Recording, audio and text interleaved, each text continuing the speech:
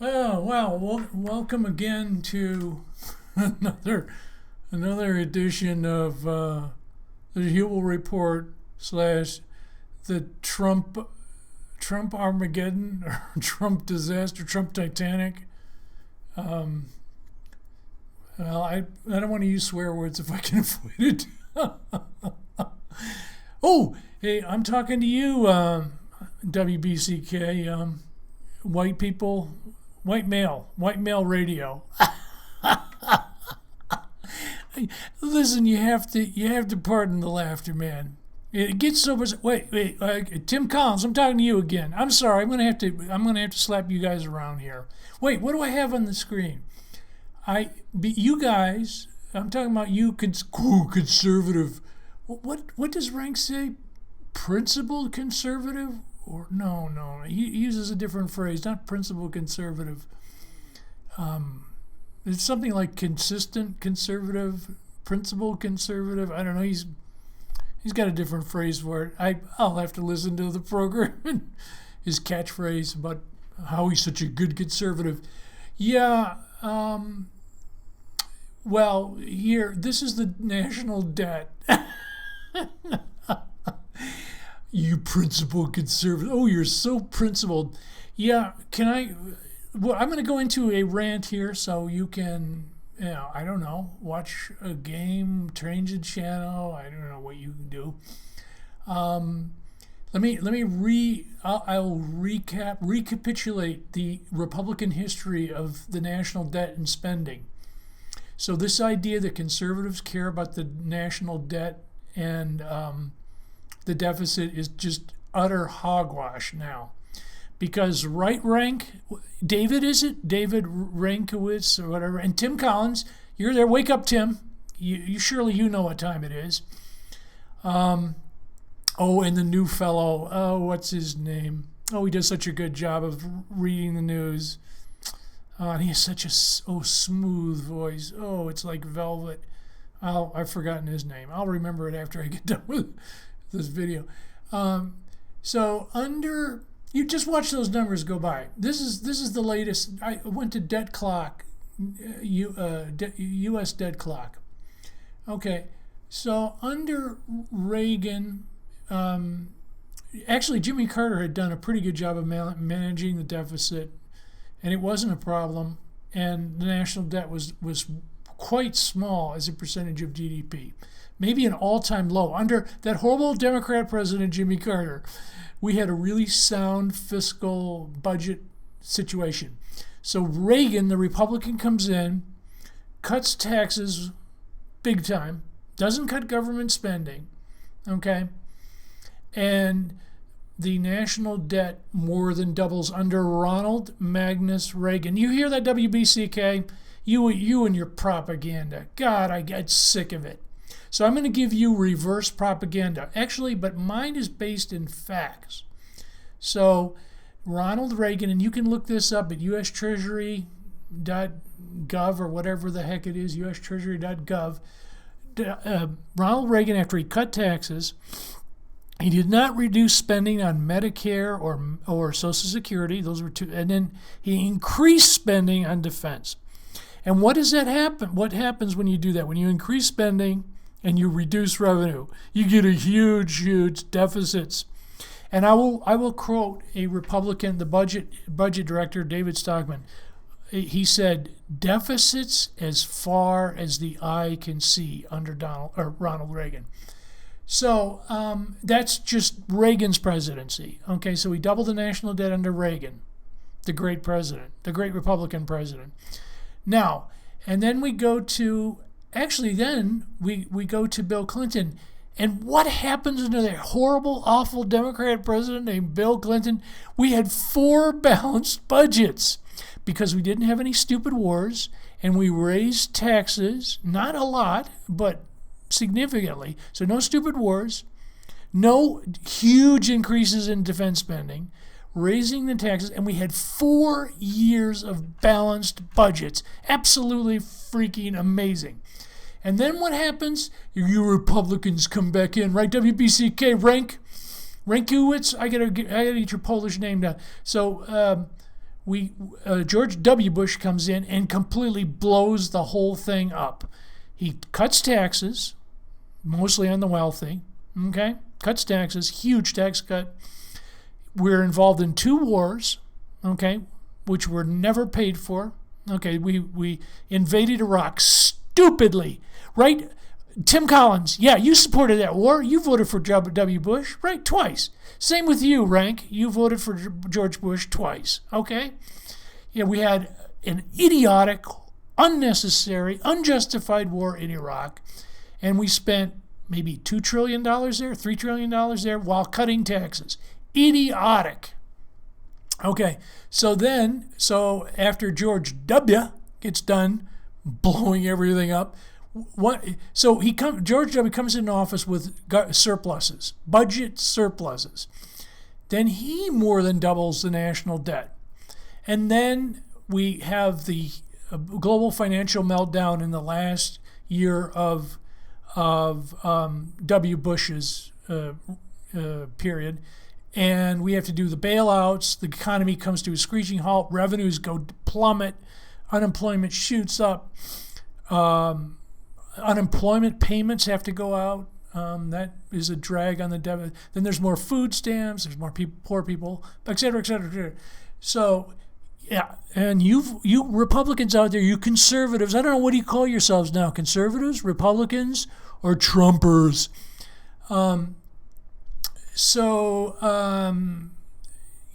George Bush doubles he more than doubled the national debt at the end of his 8 years, and then he just totally, I think his last year, I think the deficit was like $1 trillion, or maybe I'm exaggerating. Maybe it was only $500 billion. It was huge. It was large. And you conservatives, Republicans, you voted for that baloney. Okay. And maybe you were unemployed at that point. Or maybe your house was foreclosed on. But you voted for Bush. So that was your dumb move. And now we're into Trump land, and the same thing is happening. The same thing. We quote unquote have a good economy. It's good. It's not great. It's good. But we have a $1 trillion deficit. So let me go over. So yeah, you guys are going to make the same mistake in 3 presidencies. Okay, I don't want to go into a long rant. But let's just look at the numbers. Okay, U.S. debt 23 trillion, and that's large and kind of scary. Okay, and then look, this is all the red, I'm talking about the red numbers. U.S. federal debt to GDP ratio, which this is important because if your economy is huge and growing, and the deficit is only a small percentage, it may be large, but in relative terms, it's only a small percentage of your giant economy. It's not so bad. Well, we have a big economy, but we have a humongous national debt, so it's 106%. This is now, I'm reading U.S. federal debt to GDP ratio right in the middle of the screen, and it's 106% of the 106% of the GDP. So it's bigger than our economy. Our debt is bigger than our economy this year. And you can see in 1980, that was Jimmy Carter. It was only 34% of the GDP, the debt. So it has tripled. The debt ratio has tripled since that horrible, awful Democrat president named Jimmy Carter, which you guys trash. Okay, what other numbers here? You can see deficit, the bottom section is deficit surplus. Okay, and and you can see in the very middle it's green. That meant that we had a surplus, 1.2%, which is not a big thing, but at least it's a surplus. That was under Bill Clinton, that horrible, awful Democratic president. Then we had this humongous recession, and it went up again. worst recession since the Great Depression, right, people? And then now, well, it's 4%. Well, I'm not sure. Budget deficit. Oh, this is deficit, not national debt. So it's 4% of the GDP. Still not very good. Okay, the rest of this video is going to be on economics, Trump economics, and taxes, wealth inequality, et cetera, et cetera, et cetera. Well, maybe I'll chop it up. Let me do that, and then I'll come back to this. President Trump, we saw that 4 times under President Obama. And if you compare job growth in the last 36 months of President Obama's term, it was 227,000 jobs on average. And President Trump, also good, but 191,000 jobs per month on average. Don't both presidents deserve credit for good economies? If you lived through the Obama years, which everybody watching this show did, they remember what it was like. What President Obama did was double the debt from $10 trillion to $20 trillion. The Hang on, Poppy. Let me just do this. Because what Obama also did was swell the balance sheet of the Fed, trying to use Keynesian tools to pump up an economy which basically was suffering. What President Trump realized is that we had a structural problem, primarily with offshoring our jobs and overregulation and high taxes relative to around the world. He fixed those structural problems. That set up the economic boom that we're having right now. And back in the Obama-Biden years, it was horrible. We had this new normal of a growth under 2%. Wages were not rising. I'm sorry, I can't let you can look at your numbers. I'm just going to pull back the numbers up. The numbers are the numbers, Peter. Poppy. Guys, can we please just pull back up? Can we please just pull back up the GDP growth? Put your numbers up. Nope, the other one. They're not my numbers. These are numbers from the Bureau of Economic Analysis. Over 4% economic growth, 4 quarters under President Obama. We have not seen growth above 4% on a quarterly basis under President Trump. It's a good economy now. It's a great economy now. All I'm asking you is, wasn't it a good economy then as well? No, it was That's all not. I'm it was asking a horrible economy during the Obama years. We had the new normal. We were sending our jobs offshore, and Barack Obama himself said you need a magic wand to bring 500,000 manufacturing jobs back. And guess what? President Trump was the magic wand, because that's what he did. And if you can tell me that higher regulation, higher taxes are going to really propel growth like the Democrats want to do, I got a bridge to sell you in Brooklyn, which I think you're probably pretty close to right there. Yeah.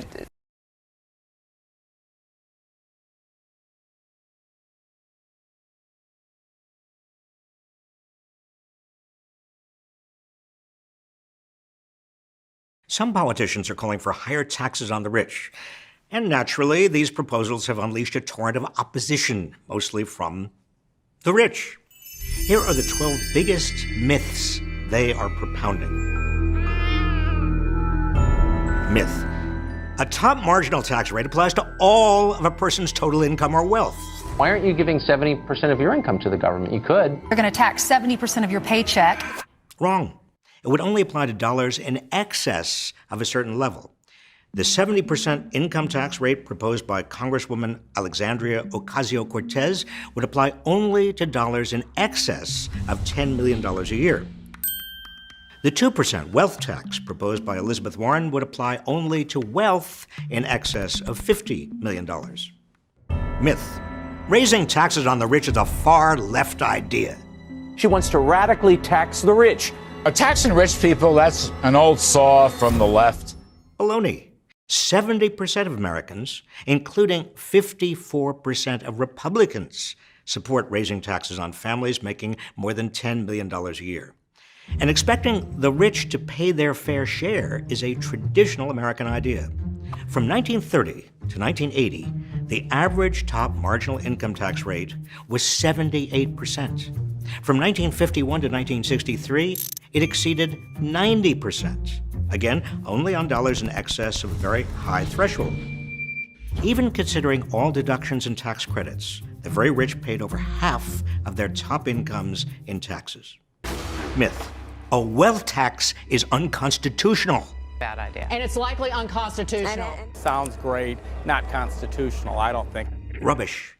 Most locales already impose an annual wealth tax on the value of people's homes, the main source of household wealth for most people. It's called the property tax. The rich hold most of their wealth in stocks and bonds. So why should these forms of wealth escape taxation? Article 1, Section 8 of the Constitution gives Congress the power to lay and collect taxes. Myth.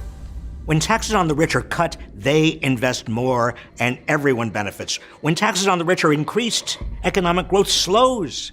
The frightening thing about high marginal tax rates is that it leads us into a low productivity economy. They're going to stop creating jobs. If you raise the interest rates, they'll stop investing money. They'll stop borrowing money. And that has a trickle-down effect. Utter baloney. Trickle-down economics is a cruel joke. Donald Trump, George W. Bush, and Ronald Reagan all cut taxes on the rich, and nothing trickled down. There's no evidence that higher taxes on the rich slows economic growth. To the contrary, when the top marginal tax rate has been high, between 71 and 92%, growth has averaged 4% a year. But when the top rate has been low, between 28 and 39%, growth has averaged only 2.1%. Myth. When you cut taxes on corporations, they invest more and create more jobs. Will stimulate investment domestically. Stimulate the jobs that the economy needs. Wrong again. After Trump and the Republicans lowered the corporate tax rate in 2018, America's largest corporations cut more jobs than they created. They used their tax savings largely to increase their stock prices by buying back their own shares of stock, enriching executives and wealthy investors, but providing no real benefit to the economy. Myth. The rich already pay more than their fair share in taxes. When she says the thing about fair share, you know, the top 1% of earners pay 40% of income taxes. The top 1% already pay 37% of all federal income taxes. This is misleading because it focuses only on income taxes, leaving out the large and growing tax burden on lower income Americans. Payroll taxes, state and local sales taxes, and property taxes take bigger bites out of the pay of lower income families than higher income. Myth. The rich already pay capital gains taxes. The very, very top pay capital gains tax. We already have a 30%, 20 to 30% tax on capital gains. Misleading. Rich families avoid paying capital gains taxes by passing their wealth on to their heirs. In fact, the largest share of big estates transferred from generation to generation are unrealized capital gains that have never been taxed. Myth. The estate tax is a death tax that hits millions of Americans. Does death trigger another grab from the government? It's so un-American, it just turns my stomach. She wants another bite at the apple. And when you die, even another bite at the apple, 40% worth. Baloney. The current estate tax, which only applies to assets in excess of $11 million or $22 million for couples, affects fewer than 2,000 families. Myth. If taxes are raised on the wealthy, they will find ways to evade them, so very little money is going to be raised. Billionaires will go somewhere else, multimillionaires will go somewhere else. So you raise these taxes and people shift their investments to avoid higher taxes. More rubbish. For example, a 2% wealth tax, as proposed by Senator Elizabeth Warren, would raise around $2.75 trillion over the next decade, with very little tax evasion, according to research. A 70% tax on incomes over $10 million would raise close to $720 billion over the next 10 years. Myth. The only reason to raise taxes on the wealthy is to collect revenue. No one really believes that it would either bring in more revenues. It's not just because you object to the existence of rich people. You're not trying to hurt them. You just want to pay for more stuff. No. Although these proposals would generate lots of revenue and help us reduce the national debt while investing in schools, roads, and all the other things we need, another major purpose is to reduce inequality and thereby safeguard democracy against oligarchy. Myth. It's unfair to raise taxes on the wealthy. Seems to me like it's more a debate about punishing the rich, about punishing success. The most successful are not only paying their fair share, they're paying the most. Pay your fair share? What are you talking about? Actually, it's unfair not to raise taxes on the rich. For the last 40 years, most Americans have seen almost no growth in their incomes at all, while the incomes of a minority at the top have skyrocketed. We're rapidly heading toward a society dominated by a handful of super rich, many of whom have never worked a day in their lives. More than 60% of wealth in America is now inherited. Myth. They earned it. It's their money. I think if people earn money, they should be able to hold on to it. And be able to do as they see fit with their newfound hard-earned cash. Hogwash. It's their country, too. They couldn't maintain their fortunes without what America provides: national defense, police, laws, courts, political stability, and the Constitution. They couldn't have got where they are without other things America provides: education, infrastructure, and a nation that respects private property. And to argue it's their money also ignores a lot of other ways America has bestowed advantages on the rich. Everything from bailing out Wall Street bankers when they get into trouble to subsidizing the research of Big Pharma.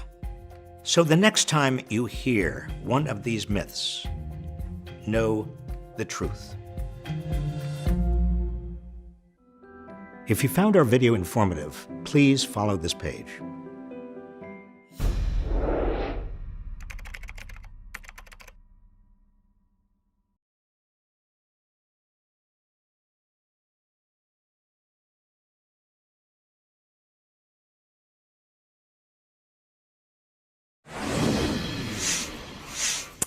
Now to my favorite part of the show, Money Power Politics. More and more voices on the left are pushing policies that would have previously been off limits, calling for sweeping economic and social changes to level the playing field between people at the very top, and the vast majority of Americans. But here's the question. What role should those very wealthy Americans play in making that change, or should they play a role at all? Anand Giridharadas is the author of Winner Takes All, the subtitle, The Elite Charade of Changing the World. On Sunday, I was about to embark on a 4-hour afternoon where my husband and I were going to have no kids and hang out. And then Anand and I got in an argument on the Twitter, and that resulted in me starting to listen to his book, much to my husband's chagrin, but to my pleasure. I think this book is fantastic, and I want to talk about it. Welcome. Thank you for having me. You argue that billionaires who are trying to help, they're offering symbolic scraps while they're still monopolizing the benefits that only help themselves, and it's a perverse incentive system, and these guys are out for no good. You know, that's exactly right. I observed something that I think you've observed and many of your viewers will have observed, which is that you can't walk down the street without bumping into a plutocrat who says they want to change the world and make the world a better place. More money being given away than ever. You know, people have these foundations. They do disruptive this, disruptive that. Mark Zuckerberg's trying to fix education. He's trying to eradicate all the diseases, even though Facebook's a little bit of a plague. You know, he's not alone. The Google guys are trying to emancipate people through information. Every rich person has a plan to save the world these days. And yet, this is the toughest time to be a working or middle-class American in 100 years, a period of yawning inequality. And all the data, remember data, these people claim they like big data, except the data I'm about to say, which is that they continue to monopolize the fruits of progress. 82% of new wealth created in 2017 went to the global top 1%. In the United States over the last 40 years, the top 1% doubled their share of the nation's income, right? It's a really different country when the top 1% have about 12, 13% of the national income, and when they have 25, 26% where we are now. So while these people have been giving back, changing the world, emancipating, disrupting, what they've actually been doing over here where we're not looking is just grabbing more and more of the pie. Warren G. Harding, Richard Nixon, bigots, Andrew Jackson, James Buchanan, and incompetence, Andrew Johnson, George W. Bush. But never before Donald Trump have we had a president who combined all these nefarious qualities. America's great good fortune was to begin with the opposite, a superb moral leader. By June of 1775, when Congress appointed George Washington to command the nation's army, he had already become a moral rallying post, as his biographer Douglas Southall Freeman described him. He was the embodiment of the purpose, the patience, and the determination necessary for the triumph of the revolutionary cause. Washington won the war and then led the fledgling nation by directness, by deference, and by manifest dedication to duty. A president's most fundamental legal and moral responsibility is to uphold and protect our system of government. Donald Trump has degraded that system. When he threatens to loosen federal libel laws so he can sue news organizations that are critical of him and revoke licenses of networks critical of him. We can sue them and win lots of money. He isn't just bullying the media, he's threatening the constitutionally guaranteed freedom and integrity of the press. When he equated neo-Nazis and Ku Klux Klan members with counter-demonstrators in Charlottesville, Virginia, by blaming both sides for the violence, he wasn't being neutral. He was condoning white supremacists, thereby undermining the Constitution's guarantee of equal rights. When he pardoned Joe Arpaio, the former sheriff of Maricopa County, Arizona, for a criminal contempt conviction, he wasn't just signaling it's okay for the police to engage in violations of civil rights. He was also subverting the rule of law by impairing the judiciary's power to force public officials to abide by court decisions. When he criticized NFL players for kneeling during the national anthem, that's a total disrespect of everything that we stand for. He wasn't just demanding they demonstrate their patriotism. He was disrespecting their, and indirectly everyone's, freedom of speech. When he berates the intelligence agencies and the Federal Bureau of Investigation, he isn't just questioning their competence. Well, it's a shame what's happened with the FBI. He's suggesting they're engaged in a giant conspiracy to remove him from office, potentially inviting his most ardent supporters to engage in a new civil war.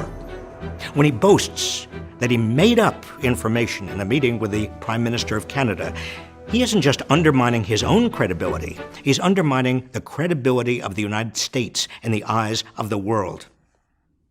Donald Trump is degrading the core institutions and values of our democracy. But America is fighting back.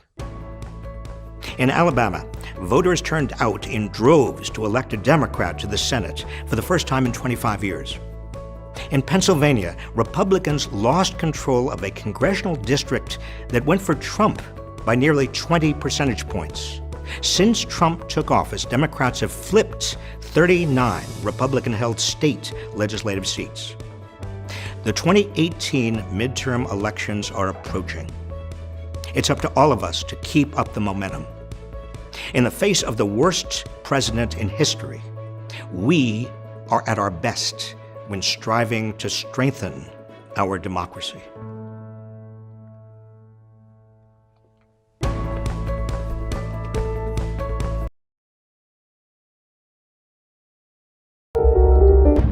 Trump voters. 2 years in, here's an updated list of Trump's 30 biggest broken promises. Number one, he told you he'd cut your taxes and that the super rich like him would pay more. I think there's very little benefit for people of wealth. You bought it. But his 2017 tax law has done the opposite. By 2027, according to the Nonpartisan Tax Policy Center, the richest 1% will have received 83% of the tax cut, and the richest 1/10 of 1%, 60% of it. But more than half of all Americans, 53%, will pay more in taxes. As Trump told his wealthy friends at Mar-a-Lago just days after the tax bill became law, you all just got a lot richer.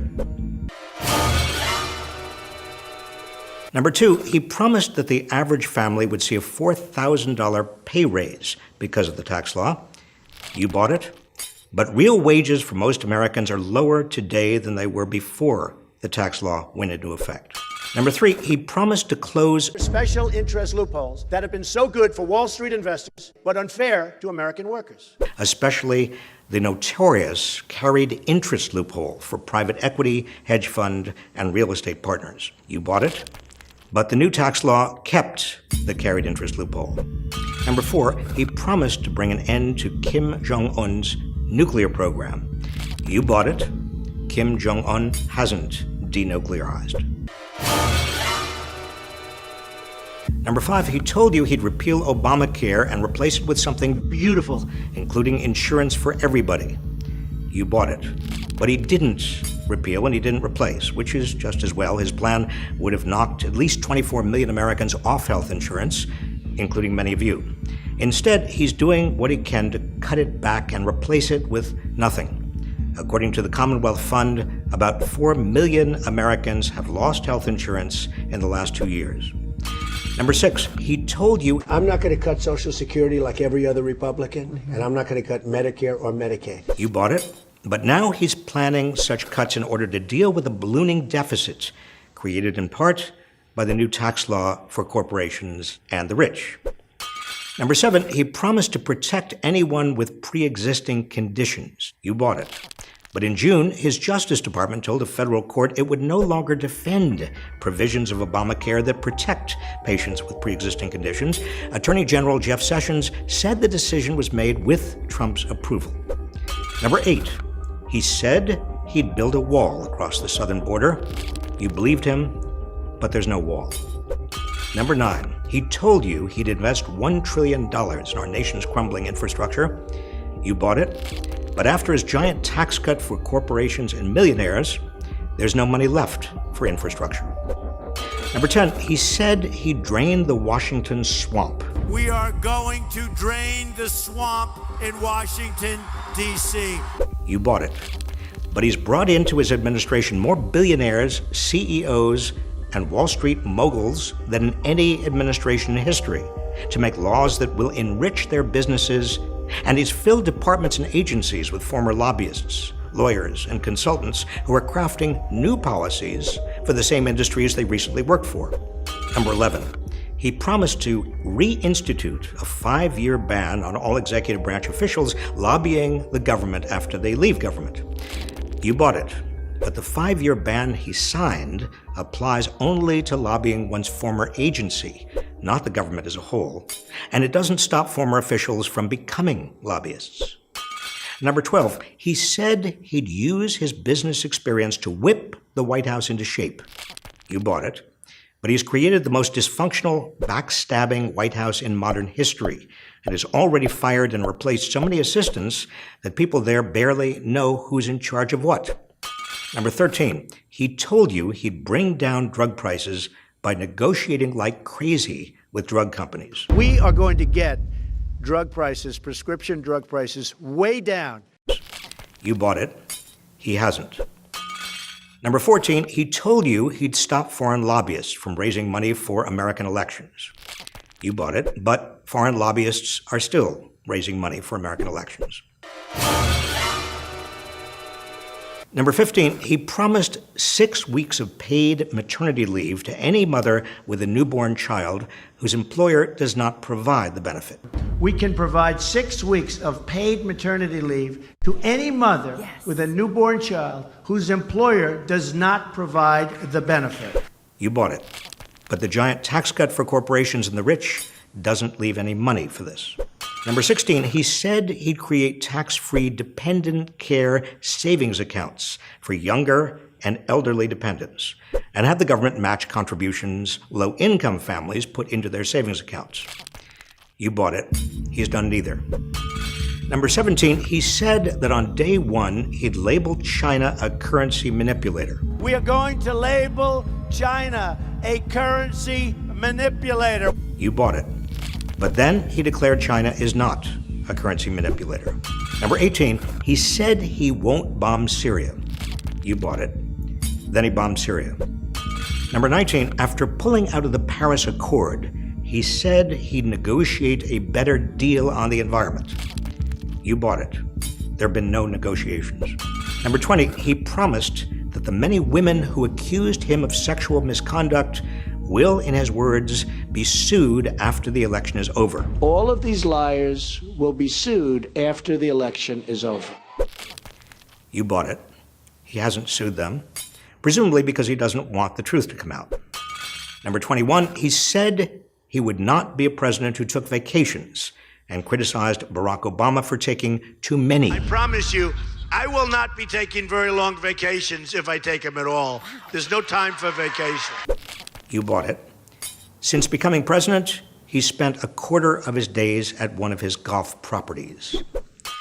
Number 22, Trump vowed to push colleges to cut the skyrocketing costs of tuition. You believed him, but he hasn't. Instead, he's made it easier for for-profit colleges to defraud students. Number 23, he said he'd force companies to keep jobs in America and that there would be consequences for companies that ship jobs abroad, especially government contractors.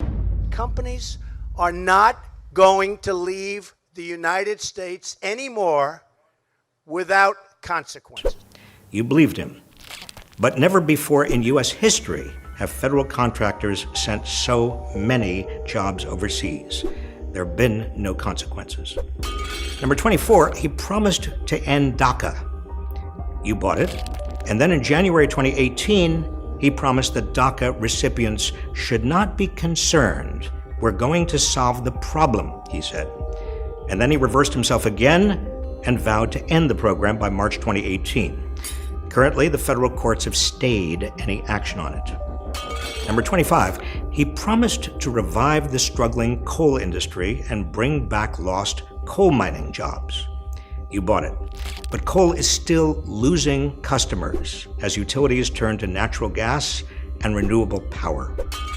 Number 26, he promised to protect American steel jobs. We will put new American steel into the spine of our country. You bought it.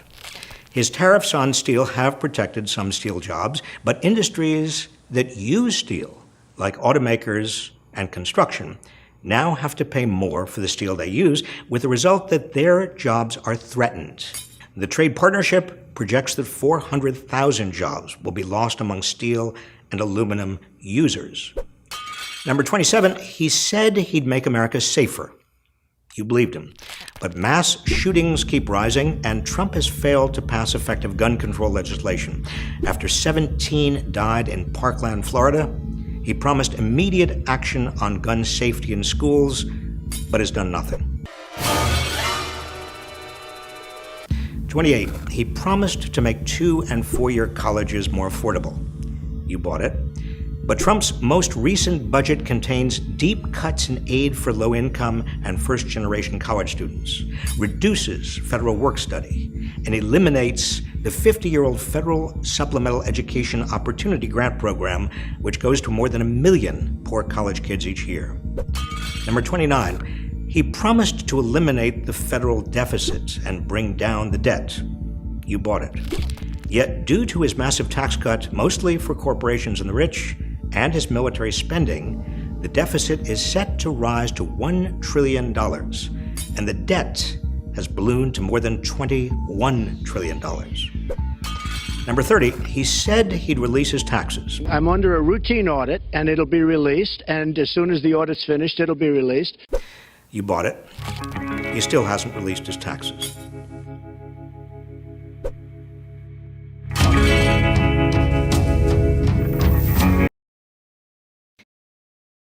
We're coming to the end of what might be called the anti-democracy decade. It began January 21st, 2010, with the Supreme Court's shameful decision in Citizens United versus Federal Election Commission, opening the floodgates to big money in politics with the absurd claim that the First Amendment protects corporate speech. It ends with Donald Trump in the White House, filling his administration with corporate shills and inviting foreign powers to interfere in American elections. Trump is the consequence rather than the cause of the anti-democratic surge. By the 2016 election, the richest 1/100th of 1% of Americans, 24,949 extremely wealthy people, accounted for a record-breaking 40% of all campaign contributions. That same year, corporations flooded the presidential, Senate, and House elections with $3.4 billion of donations. Labor unions no longer provided any countervailing power, contributing only $213 million. That's 16 corporate dollars for every $1 from labor unions. Big corporations and the super wealthy lavished their donations on the Republican Party because Republicans promised them a giant tax cut if they won. As Lindsey Graham warned his Republican colleagues, financial contributions will stop if the GOP didn't come through. The political investments paid off big. For instance, groups supported by Charles and the late David Koch and their Koch industries spent over $20 million promoting Trump's tax cut, which will save them and their heirs between $1 billion and $1.4 billion every year. And courtesy of the tax cut, the number of companies paying $0 in federal taxes doubled in 2018. Corporate profits are now at an all-time high, but almost nothing has trickled down. Companies have spent most of their extra cash on stock buybacks and dividends.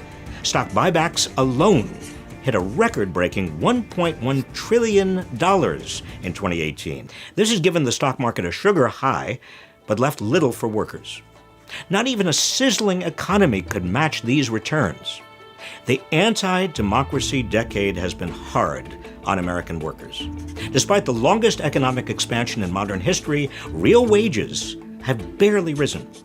The share of corporate profits going to workers still isn't back to where it was before the 2008 financial crisis. Never in the history of economic data have corporate profits outgrown employee compensation so clearly and for so long. The so-called free market has been taken over by crony capitalism, corporate bailouts, and corporate welfare. No wonder confidence in political institutions has plummeted. In 1964, just 29% of voters believed the government was run by a few big interests looking out for themselves. But by 2013, 79% of Americans believed it. Enter Donald Trump. Big business, elite media, and major donors are lining up behind the campaign of my opponent because they know she will keep our rigged system in place. That was what Trump proclaimed in his acceptance speech at the Republican convention in 2016, and then he rode the rigging all the way into the Oval Office. It doesn't have to be this way. Even if Citizens United isn't reversed by the Supreme Court or defanged by constitutional amendment, a principled Congress and decent president could still rescue our democracy. House Democrats have already begun with their For the People Act, the first legislation introduced when they gained a majority. It expands voting rights, stops partisan gerrymandering, strengthens ethics rules, and limits the influence of private donor money by providing $6 of public financing for every $1 of small donations, up to $200, raised by participating candidates. A new Senate and a new president could make these reforms law. On the other hand, a second Trump term could make the anti-democracy decade a mere prelude to the wholesale destruction of American democracy. Trump himself couldn't care less. As he said in 2016, I give to everybody. When they call, I give. And you know what? When I need something from them 2 years later, 3 years later, I call them. They are there for me. And that's a broken system. These might have been the most honest words ever to come out of his mouth. In 2020, the choice is clear. Continue America's move toward oligarchy or kickstart a new era of people-powered democracy.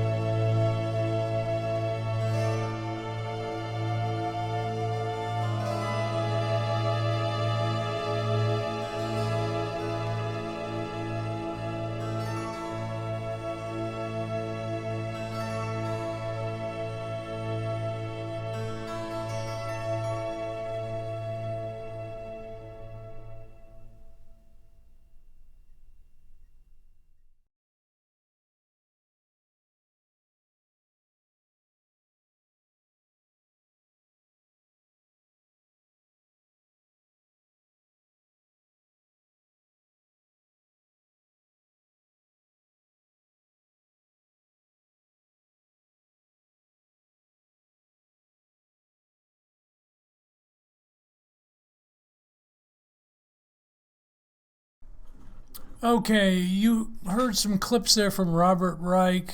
I was on a Robert Reich. Some of them are quite good, like the 30. What do you call it? The 30 broken promises from Trump. Oh, at least 30. I'm sure there are more. Maybe they're 40 or 50. And let's see. Oh, yes, the worst president in history. Is he the worst president in history? Yes, I would say probably is. Yeah. Oh, he surely is. Trump. It's not even.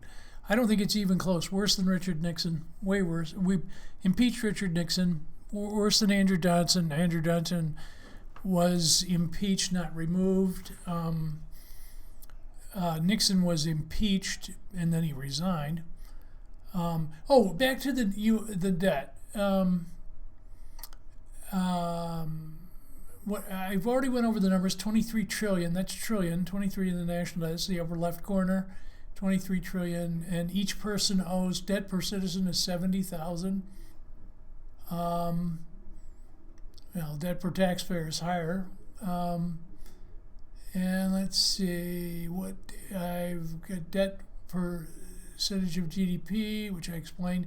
Then the very bottom numbers are the big spending programs. Okay, Medicare, Medicaid, and that spending, is that $1 trillion? Yeah, 1.2 trillion. Social Security, 1.0 trillion. Defense is 680 billion. Oh, interest on the debt. Interest rates are low, so we're lucky. Interest payments on the debt is 378 billion. Billion? Yes, billion. Oh, federal pensions, quite large. Oh, food and agriculture, waste, fraud, abuse, etc. Well, there's not that much to say about this. Really, I've covered most of it. The green parts are revenue. Revenues are not coming in. Yeah, even though the economy or revenues are not coming in as large as you would think.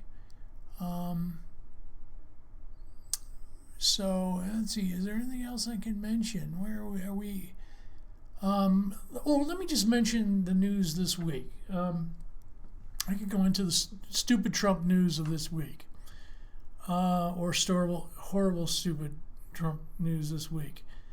Let's see. Trump fired 3 people, or you could call them reassigned. They like to use the word reassigned. Nah, they were fired. Sondland and the guy that testified, Vinland, the veteran. What is he? What was he in? Is he a SEAL? No, he's not a Navy SEAL. I've forgotten his position in the military. He was a veteran. Oh, we got a Purple Heart because he was wounded. And then he actually told the truth in the inquiry committee, impeachment inquiry committee.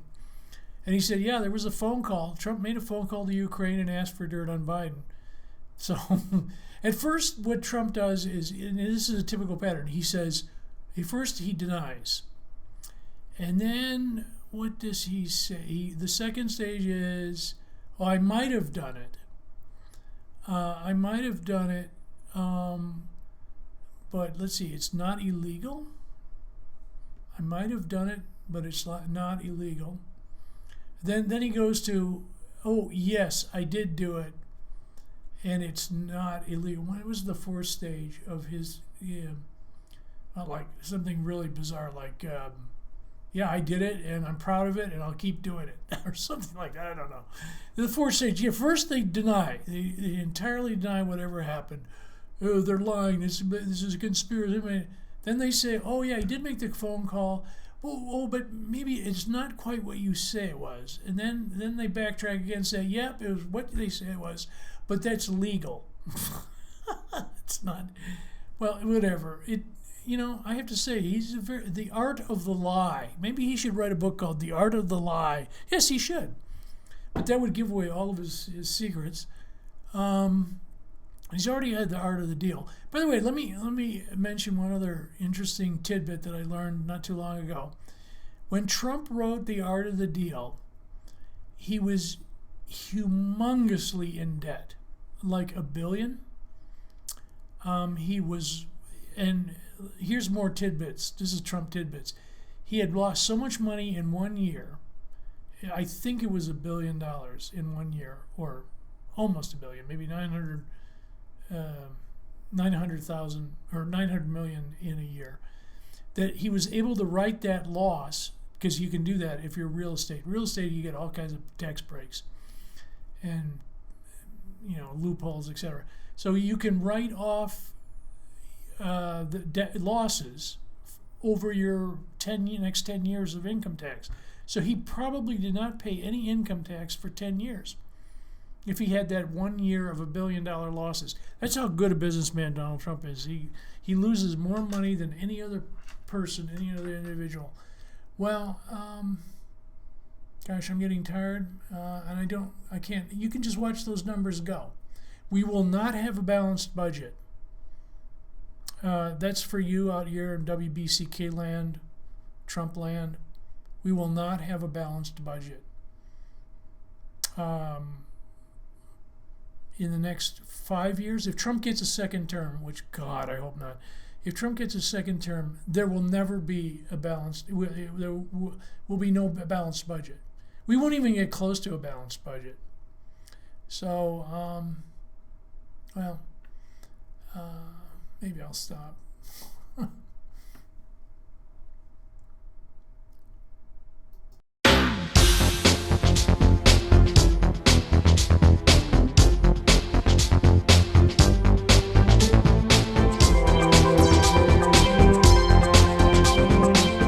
Access Vision. Your voice, your community.